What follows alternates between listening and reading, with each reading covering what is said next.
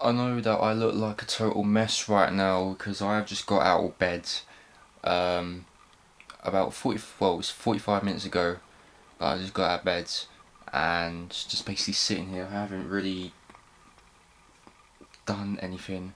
So I apologise on the way that I look, but I'm quickly going to be running down my 2015 Money in the Bank predictions for tonight. Um, I'm just going to run this down quickly. I'm not really going to spend too much time on this because I'm expecting someone to um, come over or come home like in the next 10 minutes or so. So I'm going to run this down very quick. So anyway, let's just get right down to it. So the first, we got the pre-show, which R-Truth versus Ken Barrett.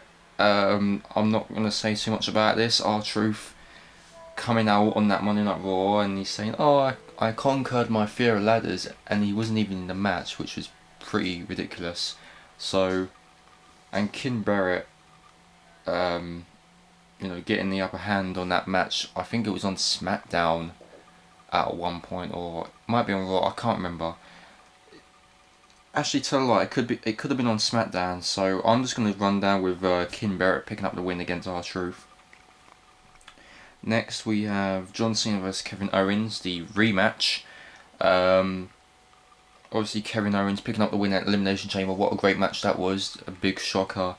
Um, I honestly don't see why we have this rematch again. I think people are going to be saying that Cena will be picking up the win just to make it even, but I do think, for me personally, I do think Kevin Owens will beat Cena again. Then next we have the New Day versus the Primetime Players. We've got Big E and Xavier Woods for this one, going up against Darren Young and Titus O'Neil for the tag team titles. I don't really like the New Day at all, especially with this heel turn going around. I do actually prefer those guys being singles competitors. I hope that they will do at some point, probably at the end of the year or something. So it's a no-brainer for me. I do actually think the New Day will retain, but I do like to see Primetime Players finally picking up the win and becoming the tag team champions for once. But overall, I actually think the New Day is going to retain for this one. Then we got Nikki Bella versus Paige for the Divas Championship.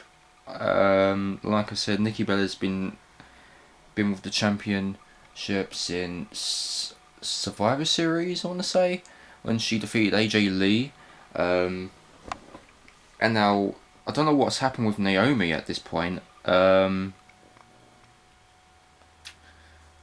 don't know if Naomi and Tamina are taking a break. I don't know what's going on with them two, but we got Paige, who made a return before the Elimination Chamber, and she come up short with that because everyone thought, okay, because Paige returned, everyone was going to expect her to win, even though I did actually think at some point that Naomi was going to win that match, but it was Nikki that retained. I don't think Tamina and Brie Bella was at ringside at that point, so that was kind of fair. So we got Nikki Bella versus Paige for the title. I do think for sure that Nikki Bella will keep the title up until what's the next pay per view? I think that's Battleground. Is the next pay per view? I'm not too sure, but I do actually think Nikki Bella is going to hold the title up until SummerSlam, and then we'll just see what goes on from there. So Nikki Bella is going to retain that one.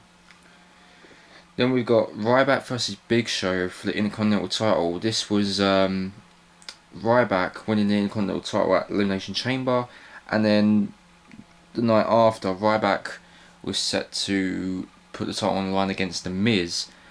And then as soon as the match begun, Big Show came out and just knocked out The Miz and confronted Ryback. And so the match was set up that Ryback will be facing Big Show tonight at Money in the Bank. I have no idea why this match was set up. I don't even know why Big Show deserves this match. Ryback just won the title, so Ryback's going to hold the title for a little while longer. Because I don't see the Big Show becoming champion just straight away and bury Ryback. There's no way. So Ryback's going to retain that one. Then we got Seth Rollins versus Dean Ambrose in a ladder match. Ambrose still in the WWE World Heavyweight Championship because Ambrose thought he won the match, but it was by disqualification. I don't even know where they went wrong with this Elimination Chamber. I think it's because that Rollins shoved the referee into Ambrose or something. I don't know. Which resulted in the disqualification. Excuse me. So,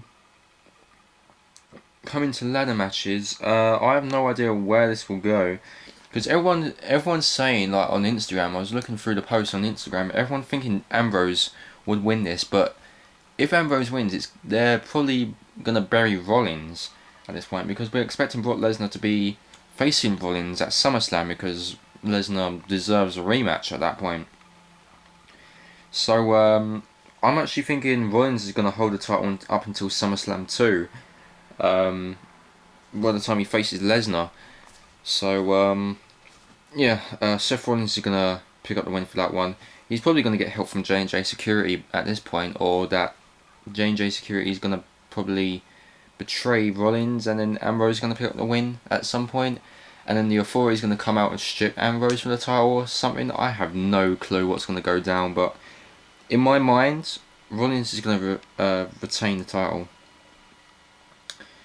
Then finally we got the Money in the Bank ladder match, and every year I'm kind of on the fence on who I wish will win. So we got Dolph Ziggler, Neville, Roman Reigns, Randy Orton, Kofi Kingston, which I have no clue why he's in this, because they want a high flyer. We got Sheamus and Kane, who put himself in the match. So I'm just gonna say there's no way that Kane's gonna win. I don't really see Kofi winning. I don't even see Orton winning. So it's kind of down to Sheamus, Ziggler, Neville, or Roman Reigns. Roman Reigns has had a crazy year, so he could win at this point. Neville, that little teaser on SmackDown, it could be a possibility that Neville could actually be able to win. I actually like Neville, longest reigning NXT champion. He's been in a ladder match before, so I know what skills he's gonna give, what techniques or strategies he's gonna give us. Dolph Ziggler, again, a former Money in the Bank winner, it could be a possibility. And then we've got Sheamus, who has never won a Money in the Bank contract, I believe. I actually kind of think that Ziggler or Neville is going to win, and then probably at some point Roman Reigns is going to be granted a match at some point at the end of the year. Orton probably getting granted a match at some point, I have no clue, as well as Sheamus. Who knows? I actually like the idea that they might bring out the 6-pack challenge again, because I actually enjoy that. I think that was at Night of Champions or Over the Limit, I can't remember, because I do remember it was Edge, Cena, Sheamus, Barrett, Orton and Jericho for that 6-pack challenge, and that was a great match. So